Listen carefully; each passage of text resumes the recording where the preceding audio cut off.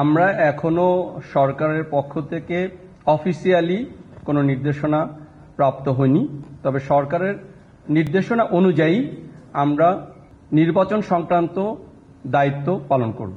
আমরা বিগত প্রেস ব্রিফিংয়ে বলেছি, মব ভায়োলেন্স, জনদুর্ভোগ সৃষ্টিকারী যে কোনো পরিস্থিতির বিরুদ্ধে সেনাবাহিনী কঠোর পদক্ষেপ গ্রহণ করেছে এবং করবে, এবং আমরা গতবারের তুলনায় আমরা মব ভায়োলেন্স অনেকাংশে কমিয়ে নিয়ে এসেছি। এবং আপনারা যদি রংপুরের যে ঘটনাটি দেখতে পারেন, সেখানে মব ভায়োলেন্স যে ঘটনাটি ঘটেছিল, সেখানে সেনাবাহিনী সঠিক সময়ে উপস্থিত হওয়ার কারণে সেই পরিস্থিতিটা নিয়ন্ত্রণে আনা সম্ভব হয়েছে।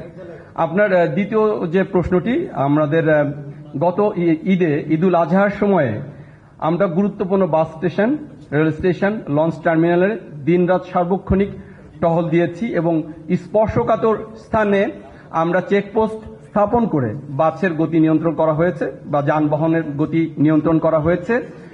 এবং আপনারা জানেন, আমাদের পুরুষ অফিসারের পাশাপাশি মহিলা অফিসার এবং সৈনিক তারা নির্দ্বিধায় দিনে রাতে রাস্তায় নেমে এই ঈদের সময়ে তারা যানবাহন সংক্রান্ত বা ঈদের যে টহল পরিচালনা করেছে, এবং আমরা 1255টি গাড়ি হতে 35 লক্ষের অধিক টাকা আমরা যাত্রীদেরকে ফেরত দিতে সক্ষম হয়েছি।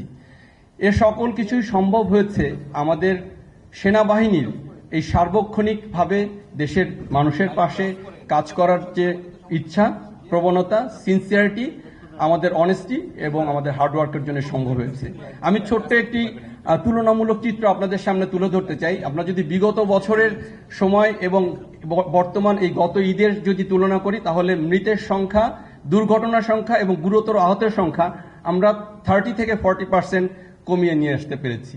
এ থেকে আপনারা বুঝতে পারেন যে মব ভায়োলেন্স অথবা এই যে ঈদের সময় আমাদের যে নির্বিঘ্নে ঘরমুখো মানুষের যাওয়ার এবং আনন্দে ঈদ কাটানোটা এবার অনেক ভালো ছিল।